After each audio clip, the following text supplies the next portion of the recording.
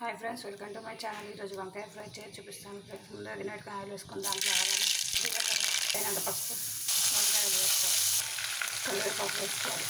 తర్వాత పేరు పెట్టి వాటర్ వేసుకొని ఉడికించుకోవాలి. వంకాయలు బాగా ఉడుకుతాయి. దీంట్లో కొబ్బరి పొడి వేసుకుంటున్నాను. తగినంత ఒక 3-4 స్పూన్ల దాకా వేసుకొని టేస్ట్ బాగుంటుంది. తగినంత కారం వేసుకుంటున్నాను. కొద్దిగా డ్రై పేస్ట్ మధ్యలోనే వేసేది నేను మర్చిపోయాను, ఇప్పుడు వేసుకుంటున్నాను. ఏం కాదు.